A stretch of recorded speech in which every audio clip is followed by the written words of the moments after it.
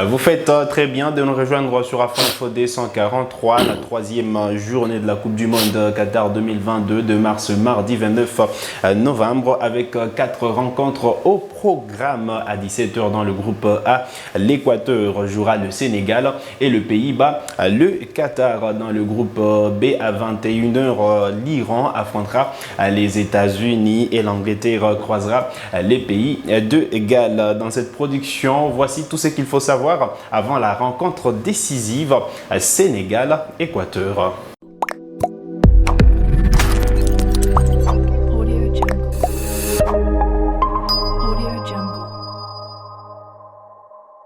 Très content de vous retrouver sur Afin Info D143 pour décortiquer cette rencontre. Nous recevons Didier Boudiriri comme consultant. Bonjour et bonne arrivée. Bonjour David et bonjour à tous les abonnés de Afin Info D143. Allez, c'est un plaisir de vous retrouver encore une fois à la maison. Effectivement, en tout cas c'est un plaisir d'être à la maison et puis c'est bien, on se sent toujours bien à la maison, c'est ça.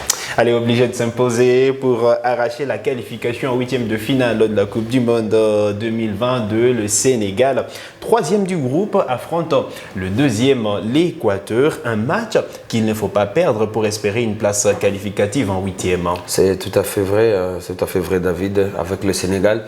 Et puis par rapport à son emplacement, par rapport à son positionnement dans ce groupe A, il faut impérativement gagner l'Équateur parce que c'est aussi un pays bien classé, deuxième, même si c'est quoi avec les Pays-Bas, on peut les dire comme ça.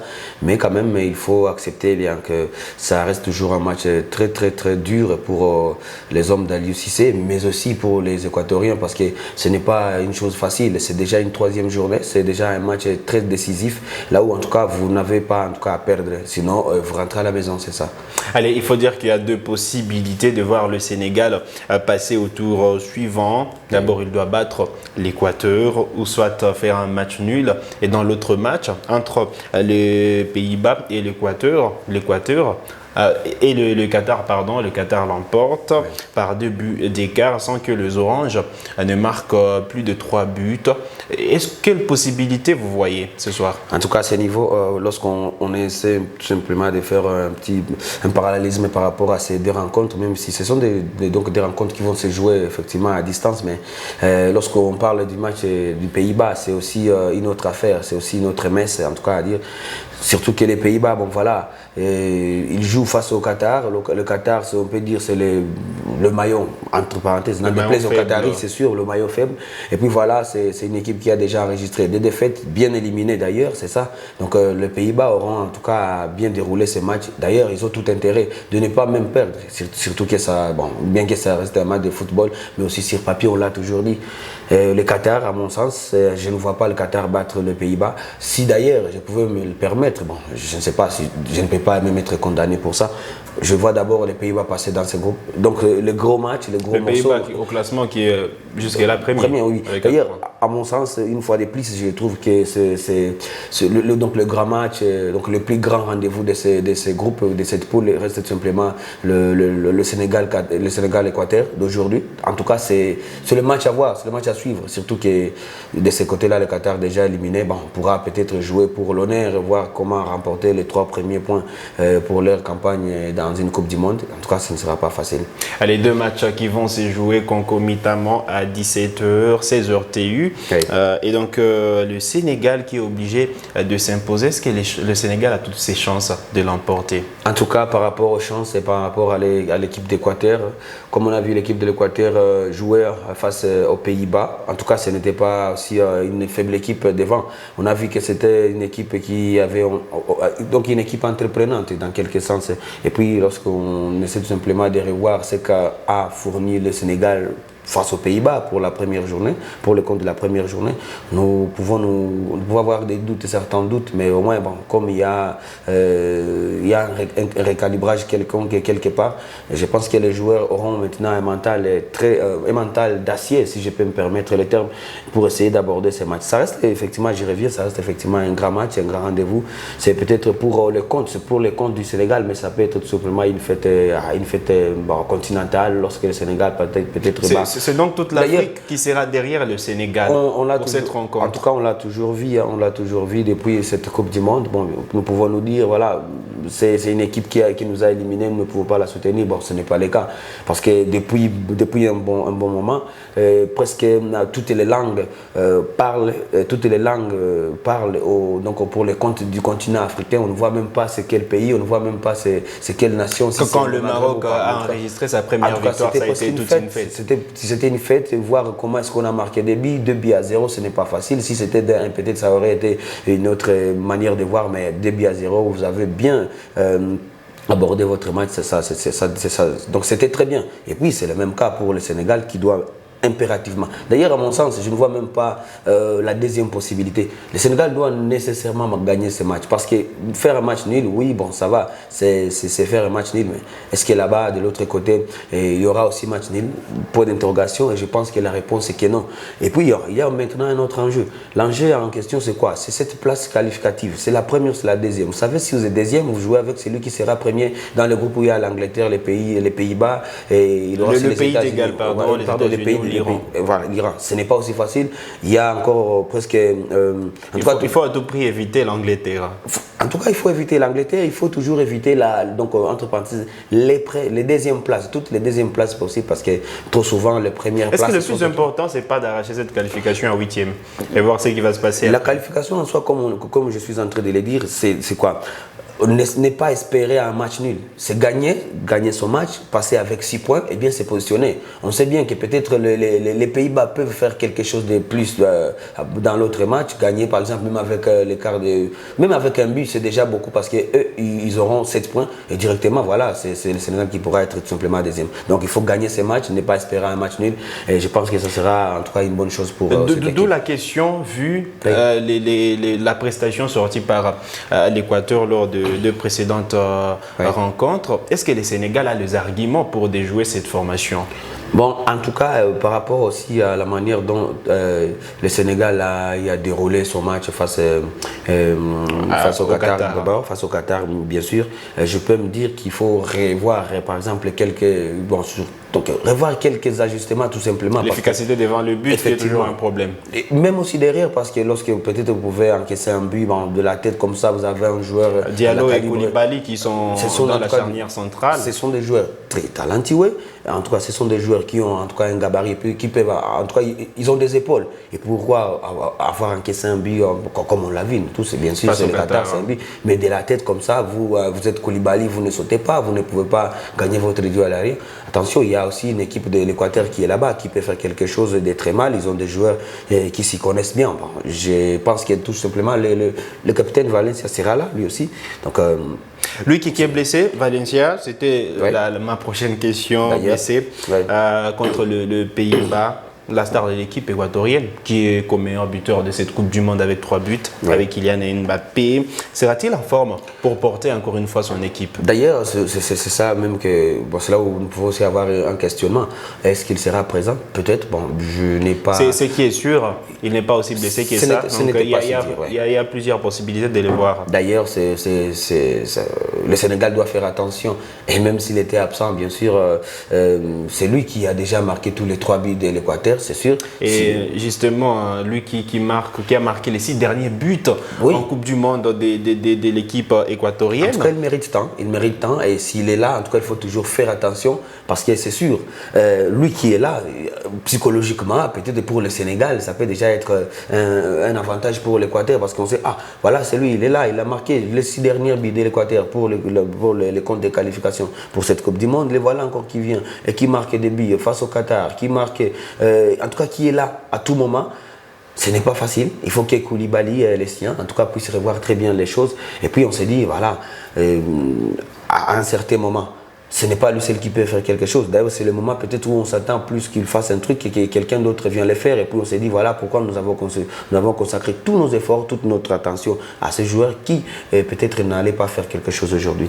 Et puis, il faut toujours revenir sur terre. Il y a des joueurs dans cette équipe sénégalaise. Il y a les Gana Gueye qui est là, qui tient bien son milieu de terrain. Le patron du milieu de terrain de cette équipe sénégalaise. En tout cas, pour cette équipe du Sénégal, moi je pense que ce n'est pas fini. En tout cas, c'est loin d'être fini, hein, surtout avec cette rencontre face à l'Équateur aujourd'hui. Oui. Allez, il faut dire quand même qu'il y a un autre joueur important de l'Équateur qui ne sera pas de la partie. Il s'agit de Sébastien Mendes, qui a accumulé 2 cartons jaunes. Un autre élément important de l'équipe équatorienne qui ne va pas être là. Malheureusement pour lui, hein, en tout cas c'est sûr, bon, il a écopé, en tout cas c'est un cumul de cartons, voilà, c'est une règle, il va devoir s'accrocher sur ça. Mais bon, sa chance est que son équipe peut-être puisse passer ses tours, ce sera peut-être pour lui une autre chance de continuer l'aventure, de continuer la campagne mondiale. Et bon, actuellement, donc c'est à l'entraîneur maintenant de revoir lui aussi comment est-ce qu'il va composer sans lui, parce que c'est un joueur qui était très présent pour la première rencontre, qui était très présent pour la deuxième rencontre, bon, si on peut dire la seconde pour lui, mais quand même, peut-être on ne va même pas remarquer son absence là-bas. C'est ça le problème dans tout ça. Si une fois, le Sénégal en question ne tire pas attention par rapport à tout ça, parce que ça se joue certainement sur certains détails. Vous allez dire, bon voilà, il n'y a pas Mendes là-dedans, bon, peut-être ça passe très bien, mais peut-être c'est lui qui sera là, sera plus performant que lui. Bon, pour cette rencontre-là, ça se joue en tout cas sur la tension, une tension, ça joue sur des détails, et puis voilà. C'est une qualification qui se joue peut-être pour toute l'Afrique. Allez, la bonne nouvelle, c'est que Aliou Cissé aura tout son effectif au complet, pas de blessés, pas de cumul de cartons. On aura du classique, comme ça a été lors du premier match et lors de la seconde rencontre. Et puis c'est sûr, en tout cas c'est très bien parce que nous avons eu à suivre leurs entraînements en marge de préparation de cette troisième rencontre. En tout cas c'est une bonne chose. C'est une bonne chose pour lui, c'est une bonne chance aussi, hein, parce que lorsque vous avez des joueurs qui sont blessés et qui peut-être avaient déjà, s'étaient déjà imprégné l'équipe nationale, s'était déjà imprégné du jeu de l'équipe pour cette campagne. En tout cas, vous avez souvent du mal à réformer quelques points. Vous avez votre Crépin Diatta qui est là, c'est bien. Vous avez votre Diallo qui est là, c'est bien. Ismaël Assar également. Ismaël Assar, et puis on a commencé maintenant. Jacob est revenu parce que lui, bon, avant il avait certains problèmes. Heureusement, il est revenu. Diédhiou qui est là. Au bon moment, c'est sûr. Il est là. Ils ont leur Koulibaly. Donc, à mon sens, je vois que tout va aller très bien pour cette équipe. Alors, pour la petite histoire, les Sénégal et l'Équateur se sont déjà affrontés à 2 reprises pour 2 victoires sénégalaises. 1-0 en mai 2002 et 2-1 en décembre 2005. Est-ce un bon signe? Bon, en tout cas, par rapport à ça, ça reste encore une fois de plus un poids. Un poids lorsqu'on se focalise sur ça. En tout cas, c'est souvent du côté sportif qu'on se dit, ah voilà, nous avons un avantage psychologique par rapport à nos rencontres face à l'Équateur. Est-ce que nous ne pouvons pas jouer avec ça? Nous ne devons pas être peut-être chauds pour appuyer cette équipe et pour la soutenir à fond de la première à la 90e minute, et si on ira même à la 100e, je ne sais pas. Mais c'est bon, c'est ce que nous voyons actuellement avec des règles, mais au moins avec cet avantage, bon, ça peut être aussi mental ou psychologique, prenons ça comme nous voulons, mais historique, ça peut revenir, oui, mais est-ce que ça reviendra toujours? Parce qu'il y a des générations qui passent. Peut-être c'était une génération très glorieuse par rapport à celle qui est actuelle. Une génération qui a remporté la Coupe d'Afrique des Nations, elle est aussi glorieuse. Bien que c'est une génération qui a remporté une Coupe d'Afrique, c'est aussi un autre point positif sur lequel on peut se focaliser par rapport à l'Équateur. Bien sûr, c'est une nation qui joue très souvent la Coupe sud-américaine. Et puis, qui peut-être n'a pas encore remporté un trophée durant, en tout cas ça fait tellement longtemps. Et si elle a déjà remporté un seul, ça ne peut même pas dater d'aujourd'hui. Donc, par rapport à l'avantage psychologique, nous pouvons je peux dire, le Sénégal peut se permettre la confiance, elle est là. Cette confiance, et puis les sélectionneurs Aliou Cissé en conférence de presse, c'est voulu rassurant. Il a rassuré ses joueurs, et donc il est vraiment serein pour cette rencontre. Et oui, c'est un avantage une fois de plus pour ces Sénégalais qui ont quoi? Qui ont d'ailleurs? Ils ont un sélectionneur qui a beaucoup donné pour sa sélection, lui qui était d'abord joueur, et puis voilà, il vient là. Il a toujours à transmettre à ses joueurs, il aura toujours à transmettre à ses joueurs de valeur de l'équipe. En tout cas, c'est ce qui est en train même de se voir actuellement, parce qu'avant, c'était peut-être une phase où on devrait mettre tout en place, et puis voilà, l'équipe pourra maintenant s'imprégner donc des valeurs de toute une nation, comment est-ce qu'on joue, comment est-ce qu'on doit représenter le Sénégal. Ça peut être aussi un bon point pour eux. Allez, un point positif pour cette équipe sénégalaise, c'est que l'on sait également que le Sénégal n'a jamais battu une équipe sud-américaine en Coupe du Monde. En 2018, ça a été le cas. Les Sénégal étaient presque dans le même cas qu'aujourd'hui, mais à la différence, c'est le Sénégal qui était devant la Colombie. Mais voilà, la Colombie l'avait emporté par le score d'1-0. C'est aussi un signe. Bon, c'est aussi un signe. Maintenant, pour l'avantage de l'équipe sud-américaine, donc, dont, en l'occurrence l'Équateur, c'est sûr, lorsque vous perdez face à cette Colombie, il faut voir, c'était une équipe colombienne avec quelle qualité, avec beaucoup de potentiel. C'est sûr, bien qu'elle n'était pas allée aussi trop loin que ça. Parce que on se souvient une fois de plus, si c'est le Sénégal, comme on en parle d'ailleurs, le Sénégal n'est pas passé dans son groupe. Pourquoi? Parce qu'il y avait peut-être égalité par-ci, par-là, partout, mais on table surtout par rapport à des cartons jaunes cumulés. C'est le Sénégal qui en avait. Mais aujourd'hui, est-ce que ça sera le cas? Non, ça ne doit pas être le cas. Et puis, il y a une équipe équatorienne qui est là. Si on peut simplement prendre un peu... revenir un peu en arrière par rapport à cette... Maintenant, c'est pas une faiblesse, on peut le dire comme ça. Si ce n'est pas une faiblesse, alors c'est quoi? Devant les équipes sud-américaines. C'était la Colombie, aujourd'hui c'est l'Équateur.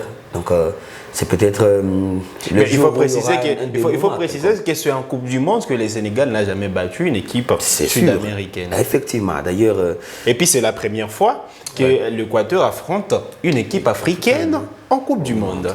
Cela maintenant doit nous rappeler que tout va se jouer durant une affaire presque 1h30 et puis c'est tout. Mais quand même, il faut tout simplement recadrer les choses par rapport à comment est-ce que vous allez jouer pour ne pas encaisser un but, mais comment est-ce que vous devez jouer pour marquer des buts. Parce que le tout c'est quoi? Le tout c'est tout simplement avoir une victoire. En tout cas, peu importe la manière, peu importe comment est-ce qu'on peut gagner. S'ils peuvent gagner même en infériorité numérique, c'est bon, tant mieux, mais quand même qu'ils puissent passer. Mais l'équipe équatorienne est là. Et elle aussi, elle ne voudra pas perdre, surtout qu'elle n'a pas si engagé tous les points possibles, parce qu'avec 6 points, vous passez, mais elle est à 4 points, avec une autre équipe qui va jouer le maillon faible du groupe. Donc, en tout cas, c'est là où il y aura un problème. Et le problème en quoi? C'est de gagner ce match.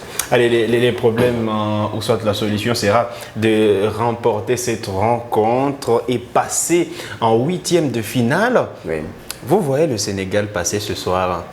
En tout cas, c'est un point sur lequel moi, si je peux essayer un peu de m'atteler, le Sénégal doit passer ce tour. Le Sénégal, en tout cas, doit gagner. Le Sénégal doit continuer son voyage, doit continuer son périple ou son séjour sur la terre du Qatar, c'est ça. Allez, le Sénégal qui est donc obligé de s'imposer pour passer en 8e de finale, finir 2e. Ouais. Ça ne sera pas un problème, ou encore finir premier. Le plus important, c'est d'abord passer, en tout cas, et négocier chaque match comme il le faut. Allez, au classement, on le rappelle, les Pays-Bas sont en tête avec 4 points, suivi de l'Équateur avec 4 points. Le Sénégal est 3e avec 3 points et le Qatar n'a jusque-là pas de points. Et c'est une déception, cette organisation de la Coupe du Monde, de voir le Qatar jusque-là avec 0 unité. Bon, en tout cas, par rapport au rendement sportif, nous pouvons dire que et même le contenu de jeu de cette équipe effectivement, qatari. Elle s'est préparée pour sa Coupe du Monde. Voilà, elle peut-être, je ne sais pas ce qui est là-dedans, mais peut-être savait qu'elle ne pouvait pas aller trop loin. Mais si on revoit tout simplement l'investissement fait pour cette équipe, pas pour la Coupe du Monde, mais pour d'abord que l'équipe puisse se préparer, en tout cas c'est énorme. Et si ils ont un résultat pareil, donc c'est maintenant un résultat très négatif.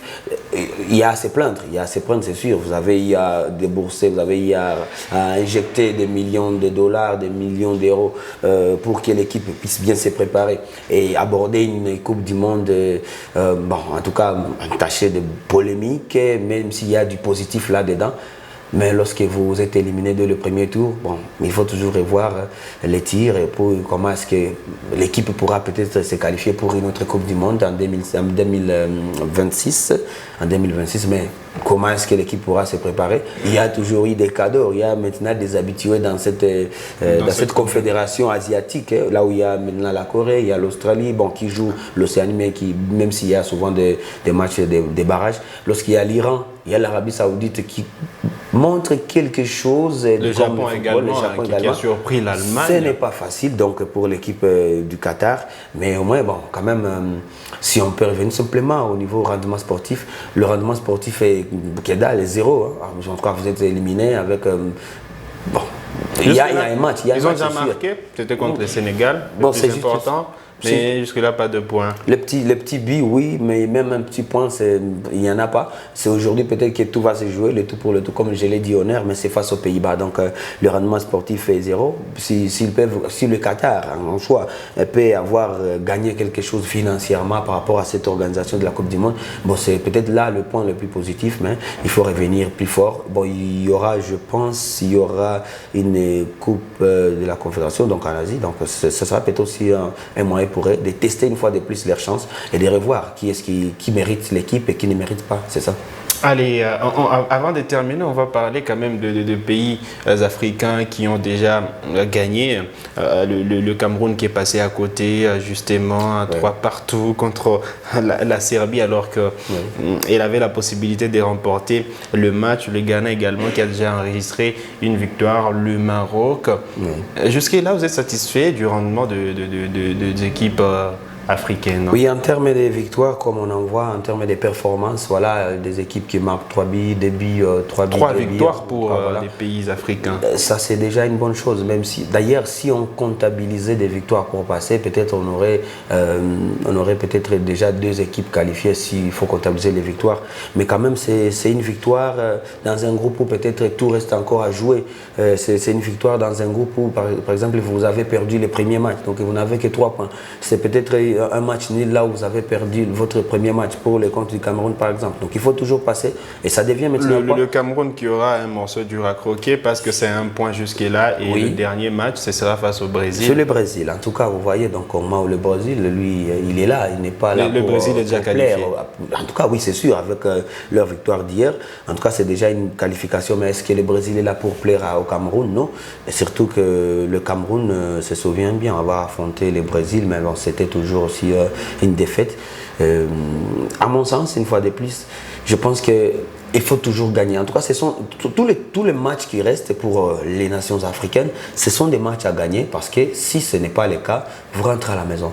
Et puis voilà, maintenant pour les Cameroun, ça devient un match très compliqué. Il fallait peut-être bien aborder celui face à la Serbie. Bon, voilà, au fini, c'était un 3-3. Et c'est le Cameroun d'ailleurs qui est obligé de finir par égaliser donc pour arracher ce point du Nil. Et bon, voilà, donc pour d'abord ces points. Bon, je reste un peu dubitatif, hein, bien que notre Samuel Eto'o avait prédit selon lui, mais quand même est-ce que ce n'est pas une pression qu'il avait mis? C'est une pression, c'est lui le président de la fédération, voilà, c'est quelqu'un qui pèse énormément, c'est quelqu'un qui connaît cette sélection après avoir tant donné pour elle, bon, pour la sélection ou pour le Cameroun. Mais je vous assure, bon, je reste toujours dubitatif quant au rendement qu'aura donné le Cameroun face au Brésil. En tout cas, c'est n'en déplaise aux Camerounais, mais quand même c'est ça. Et puis par rapport à d'autres nations, comme on parle des performances, oui, en globalité, je pense toujours que le Maroc a déjà bon, 4 points jusqu'à à 4 points, mais en tout cas, il n'est pas encore satisfait. Le Maroc n'est pas encore satisfait. Je pense que pour son match de la 3e journée, il faudra en tout cas sortir beaucoup plus les griffes parce que bon, c'est déjà un poids psychologiquement, mentalement. Vous avez. Ils ont un pied en 8e de finale. Et puis bon, j'aimerais à ce que le Maroc ne passe pas avec des calculs, mais quand même que ça soit une qualification avec la manière. Une chose que nous n'avons pas encore vécu depuis très longtemps. Donc vous passez avec la manière à 7 points, et ça peut être une bonne chose. Ouais. Revenons un peu sur le Ghana. Oui, bien sûr, le Ghana qui a 3 points. Et qui s'offrira une finale face à l'Uruguay. Effectivement, le Ghana m'a montré un truc. C'est quoi ce truc? Le Ghana peut marquer des buts. Mais le Ghana a un problème. Le Ghana ne sait pas conserver ses buts. Voilà, vous pouvez marquer 3 buts, mais vous avez encaissé des buts. Ça sera l'Uruguay. Il y a des grands joueurs, il y a des Suarez, il y a des Cavani, Federico Valverde, Darwin Nunez, Betancourt qui sont là. En tout cas, c'est une grosse équipe, bien que bâtie par le Portugal. Mais quand même, je vous assure bien que ça reste toujours aussi un match très ouvert. Ça reste un match très très décisif. Le Ghana a perdu son match face au Portugal. Le Portugal déjà qualifié. Le Portugal ira jouer la Corée du Sud, c'est ça.